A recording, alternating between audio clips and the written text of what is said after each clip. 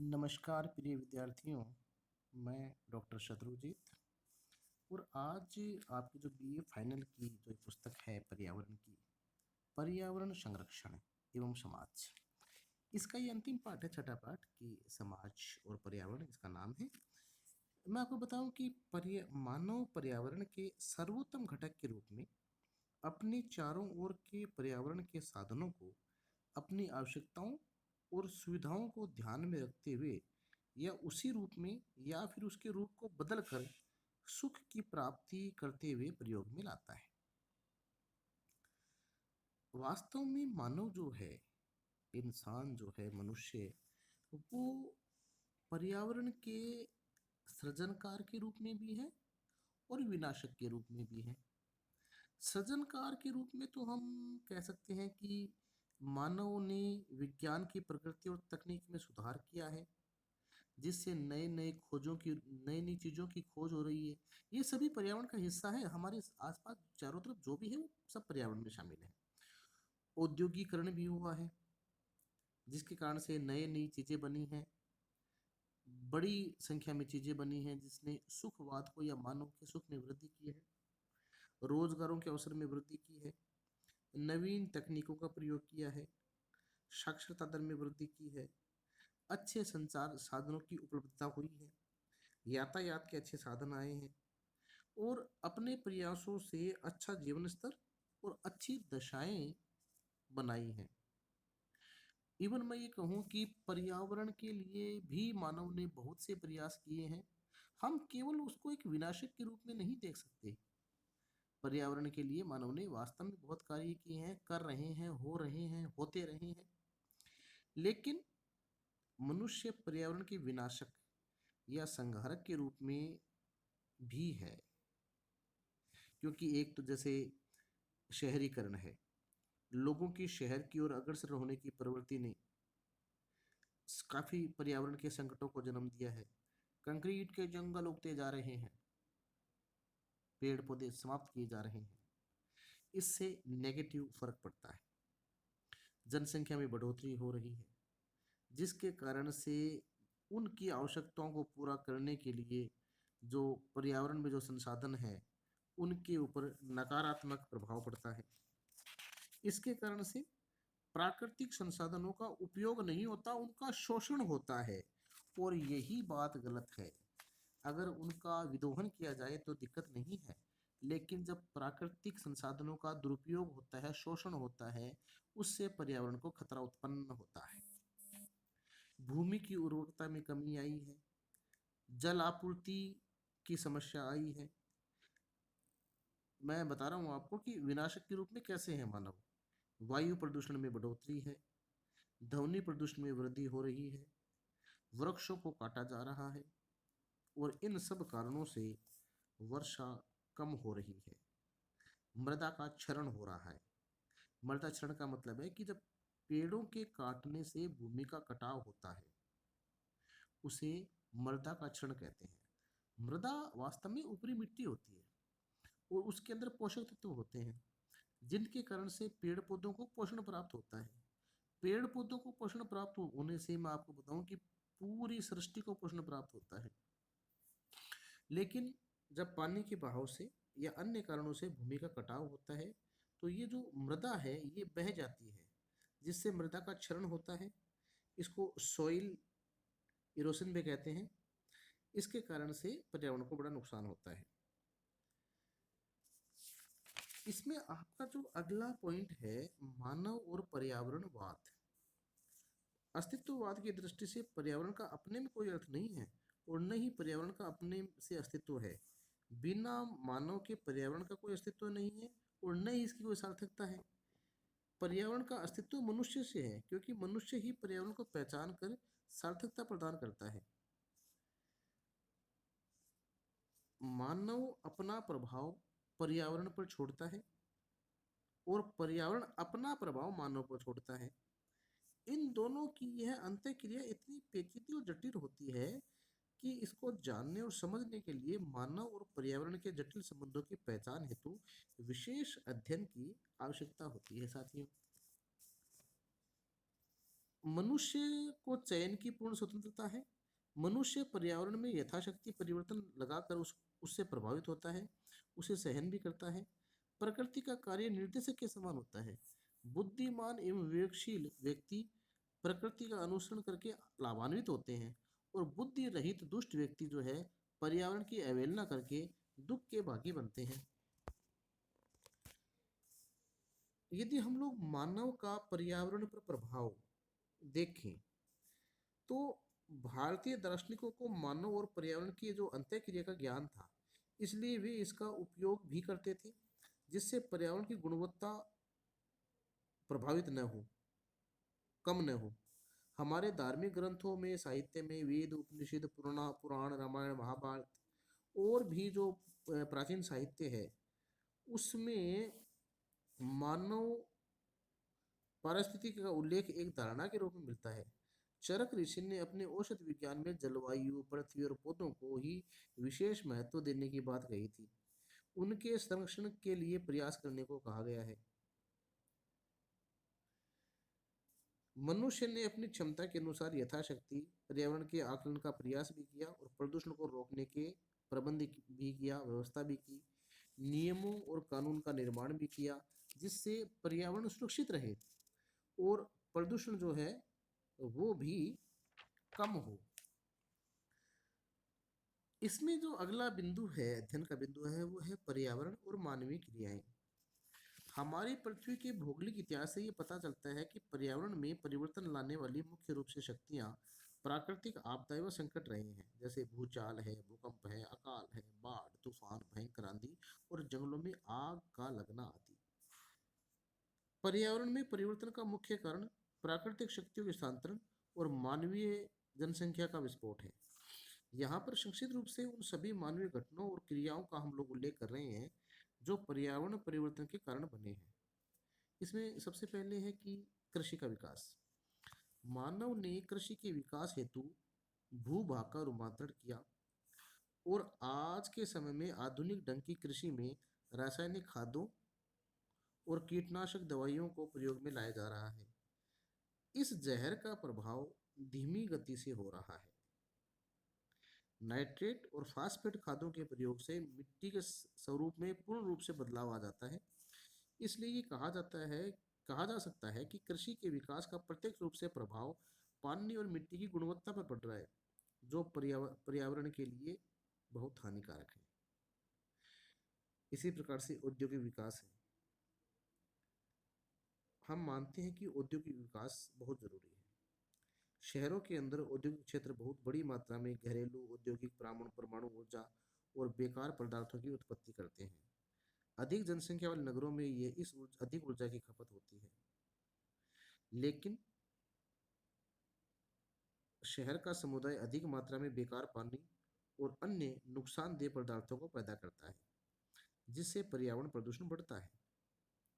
औद्योगिक क्षेत्रों में पर्यावरण में नकारात्मक रूप से परिवर्तन तीव्र गति के साथ होता है, जिससे विकसित और विकासशील देशों में महामारी फैलने की आशंका बढ़ जाती है। इसी प्रकार से मानवीय क्रियाओं में वनों का काटना भी है। वनों का काटना या उनमें आग का लगाना मनुष्य की नकारात्मक क्रियाएं हैं, जिससे पर्यावरण का संतुलन बिगड़ता है। मानव ने वनों को नष्ट किया, वनस्पति और घास के मैदानों का सफाया किया है। मानव ने लकड़ी, रेशा, कीमती टिम्बर और भी बहुत से उत्पाद प्राप्त करने के लिए, भूमि को कृषि के लिए, पर्यटन और उद्योग में बदलने के लिए बहुत से पेड़ों को काट दिया है, बहुत से वनों को काट दिया है। पेड़ व पौधों के कट जाने से न केवल मिट्टी का कटाव होता है, बल्कि इतना नुकसान होता है कि जलवायु में परिवर्तन हो जाता है, बाढ़ और सूखे की आशंका बढ़ जाती है। इस प्रकार वनों का गलत ढंग से शोषण करने से पारिस्थितिकी का संतुलन बिगड़ जाता है। इसी प्रकार से जो ये ऑटोमोबाइल्स हैं, स्वचालित वाहन है, इनका अत्यधिक प्रयोग भी मनुष्य द्वारा किया जाता है। विज्ञान और तकनीकी विकास ने स्वचालित वाहनों के विकास में अत्यधिक योगदान दिया, जिससे यातायात को बहुत बढ़ावा मिला है और शहरों में यातायात का घनत्व भी बहुत अधिक हुआ है। लेकिन इनसे टनों जो, हाँ टनों में कह रहा हूँ मैं आपको, टनों में जहरीली जो गैसें हैं उनका उत्सर्जन होता है, जिससे पर्यावरण में वायु प्रदूषण बढ़ता है और पर्यावरण की गुणवत्ता का विघटन होता है। न केवल हानिकारक गैसें इनसे निकलती है जो जलवायु और मौसम को प्रभावित करती है, वर्ण वाहनों के शोरगुल से ध्वनि प्रदूषण भी फैलता है, जिससे भी प्रत्येक जीव जंतु को बहुत ज्यादा हानि है। इसी प्रकार से रेडियो धर्मी और परमाणु ऊर्जा का विकास के कारण से भी बहुत ज्यादा प्रदूषण फैलता है।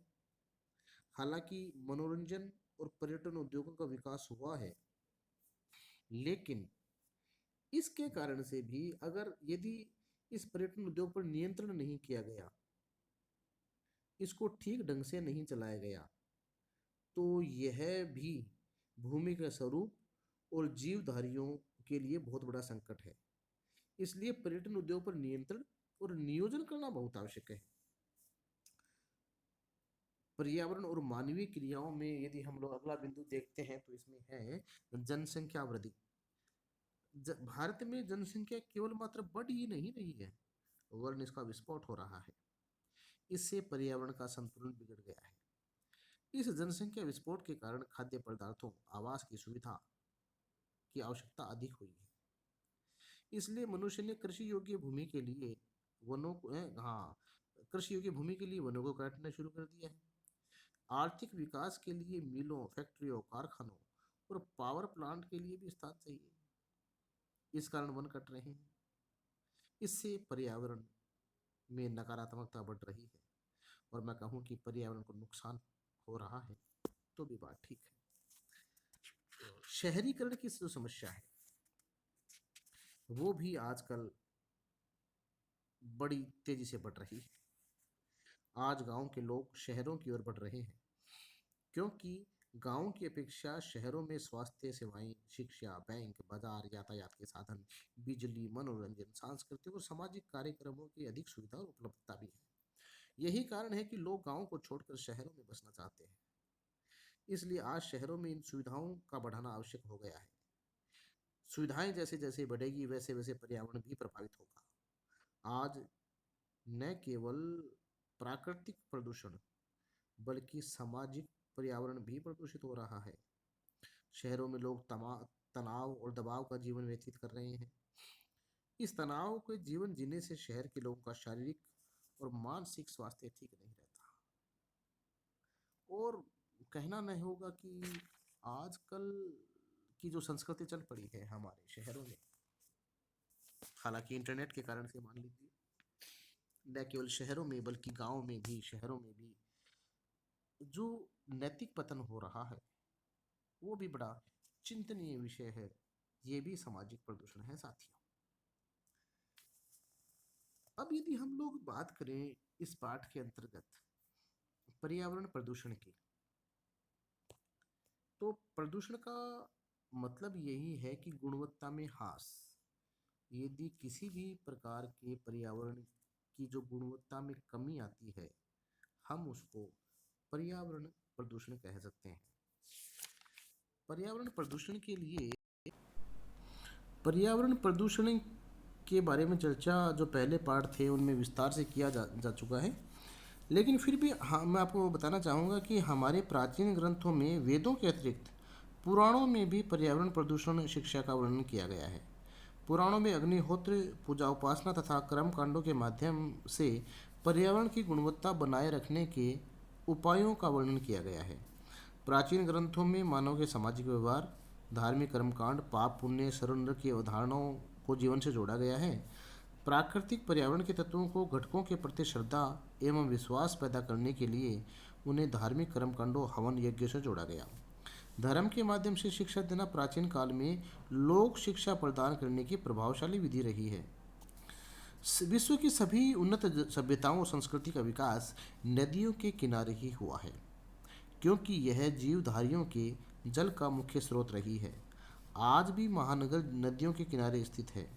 यही कारण है कि पुराणों में गंगा, गोदावरी, यमुना, कृष्णा, कावेरी आदि नदियों के प्रति श्रद्धा विश्वास के साथ पूजा अर्चना का उल्लेख मिलता है। जो व्यक्ति नदियों, तालाबों, कुओं, झीलों के पानी को प्रदूषित करता है, वो नरक में उसे उसे कहते हैं कि उसे वो नरक में जाएगा। तथा जो कुओं, तालाबों का निर्माण करता है, नदियों और झीलों को प्रदूषण से मुक्त करता है, कहते हैं कि उसे स्वर्ग की प्राप्ति होगी। इसी प्रकार से अग्नि पुराण में वृक्षों को संतान के समान मानकर उनके पोषण एवं संरक्षण की शिक्षा दी गई है। जो व्यक्ति वृक्षों को काटता है वह घोर नरक में दुख भोगता है। जो वृक्षारोपण करता है, वृक्षों का संरक्षण करता है, उसे स्वर्ग की प्राप्ति होती है तथा समाज में प्रतिष्ठित होता है। इसी प्रकार से कई बहुत से पौधों को पवित्र मानकर भी उनके जो संरक्षण को महत्व दिया जाता है। इसमें साथियों जो अगला बिंदु है वो है जनसंख्या वृद्धि या जनसंख्या विस्फोट। भारत में बढ़ती हुई जनसंख्या एक बहुत बड़ी समस्या ही नहीं अपितु कई समस्याओं की जननी भी है। इसके कारण निरंतर प्रयासों के बावजूद भी हम न तो निरक्षरता को दूर कर पाए और न ही गरीबी को दूर कर पाए। बेरोजगारी दिन प्रतिदिन बढ़ती जा रही है। चोरी, डकैती, भ्रष्टाचार, हत्या जैसी घटनाएं बढ़ रही हैं। नैतिक व सामाजिक मूल्यों में गिरावट आई है। वायु एवं जल प्रदूषण ही नहीं, ध्वनि प्रदूषण ही नहीं, और भी अनेक तरह के प्रदूषण बढ़ते जा रहे हैं। लोगों में रहन सहन का स्तर निरंतर घट रहा है, गिर रहा है। इन सब समस्याओं का मूल जनसंख्या विस्फोट ही है। जनसंख्या विस्फोट का अर्थ यदि हम लोग देखें तो जनसंख्या विस्फोट शब्द पॉपुलेशन तथा विस्फोट, एक्सप्लोजन, इन दो शब्दों से मिलकर बना है, जिसका अर्थ है जनसंख्या में अथाह वृद्धि। अर्थात जब किसी क्षेत्र विशेष में रहने वाले लोगों की संख्या में अचानक तथा तेजी से व्यापक वृद्धि होती है तो उसे जनसंख्या विस्फोट कहते हैं। पूरे विश्व की जनसंख्या के अतीत पर प्रकाश डालें तो पता चलता है कि 12,000 ईसा पूर्व की जनसंख्या 0.01 अरब थी, जो 13,600 वर्षों में केवल 54 गुना बढ़कर 0.54 अरब हो गई। परंतु इसके बाद जनसंख्या वृद्धि ने जोर पकड़ लिया। 1650 ईस्वी की 0.545 अरब जनसंख्या केवल 150 वर्षों में 1 अरब के आंकड़े को पार कर गई। 1800 ईस्वी में 1 अरब, 1930 में 2 अरब, 1960 में 3 अरब, 1965 में 3.5 अरब, 1975 में 4 अरब हो गई। इस प्रकार उपरोक्त आंकड़ों से साफ पता चलता है कि पिछले 325 सालों में, या हम कह सकते हैं कि 1650 से 1975 के बहुत कम समय में जनसंख्या बहुत तीव्र गति से बढ़ रही है। भारतीय परिदृश्य को देखें तो आज विश्व का हर छठा इंसान भारतीय है। दूसरे शब्दों में कहा जाए तो भारत में पूरे विश्व की जनसंख्या का छठा हिस्सा निवास करता है। हालांकि चीन की जनसंख्या 2000 में 1.27 अरब थी, लेकिन भारत के पास चीन के क्षेत्रफल के 1/3 भाग का क्षेत्रफल है। इस प्रकार भारत चीन से भी अधिक जनसंख्या घनत्व वाला देश है। साफ शब्दों में कहें तो हम जनसंख्या विस्फोट से बुरी तरह प्रभावित है। 1960 में हुई हरित क्रांति ने भारत की जनसंख्या को भूखे मरने से बचा लिया, वरना बहुत बड़ी जनसंख्या में भूखमरी फैल जाती। यदि हम लोग जनसंख्या विस्फोट के कारण देखें तो इसमें एक तो है मृत्यु दर में कमी। मृत्यु दर में कमी आने से जनसंख्या की तीव्रता में बढ़ोतरी हुई है। वैसे मृत्यु दर में कमी आना अच्छी बात है, हमें जनसंख्या बढ़ाने के अन्य उपाय अपनाने होंगे। इसी प्रकार से आयु में वृद्धि से भी जनसंख्या बढ़ती है। आयु में वृद्धि होने से अब लोग ज़्यादा वर्षों तक जिंदा रहते हैं, जिससे जनसंख्या में बने रहते हैं। लेकिन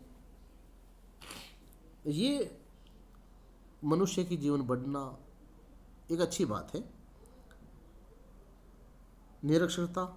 निरक्षरता एवं अज्ञानता के कारण भारतीय समाज में अनेक अंधविश्वास हैं। यहाँ बच्चों को ईश्वरीय देन माना जाता है और परिवार नियोजन के साधन नहीं अपनाए जाते हैं। इसी प्रकार से प्रभावी जनसंख्या नीति का भी अभाव रहा है। भारत में विद्यमान जनसंख्या नीति प्रभावी नहीं रही है।